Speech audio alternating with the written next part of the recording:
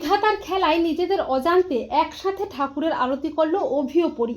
হ্যাঁ বন্ধুরা, আমরা এমনটাই দেখতে পাবো প্রতিজ্ঞা ধারাবাহিকের আগামী পর্বগুলোতে।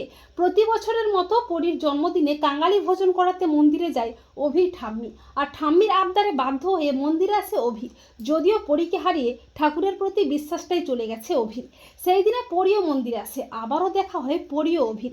এরপর পরি যে সাইবার ক্যাফেতে কাজ করে সেখানেই অভির ঠাম্মি সনলতা কাস্টের জন্য ব্যানার বানাতে দেয়।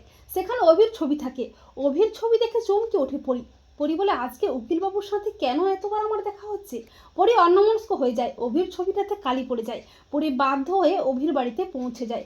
অভির বাড়িতে গিয়ে পরি মনে মনে ভাবতে থাকে, এই বাড়িটাকে আমার তো চেনা কেন মনে হচ্ছে যেন আমি এখানে আগেও এসেছি। এরপর পরি অভির বাড়ির ভেতরে ঢুকে অভির ছবি তোলে, কিন্তু অভি কোনো মতেই ঠিক মতো করে ছবি তুলতে দেয় না। পরি কোনো ক্রমে অভির ছবি তোলে, কিন্তু ছবিটা ঠিকঠাক না আসায় পরি পরদিন আবারও অভির বাড়িতে আসে, আর সেই দিনেই অভির বাড়িতে পুজো হয়। ঠাম্মির আবদারে অভি পঞ্চপ্রদীপ হাতে নিয়ে ঠাকুরের আরতি করতে শুরু করে, কিন্তু প্রদীপটা পড়ে যেতে লাগলে ঠিক তখনই পরি এসে প্রদীপটা ধরে ফেলে। নিজেদের অজান্তে ভাগ্যের পরিহাসে অভি ও পরি একসাথে আরতি করে ছোটবেলার মতো। অভি ও পরিকে একসাথে এভাবে আরতি করতে দেখে বাড়ির সবাইয়ের মনে পড়ে যায় অভি ও পরির ছোটবেলার কথা।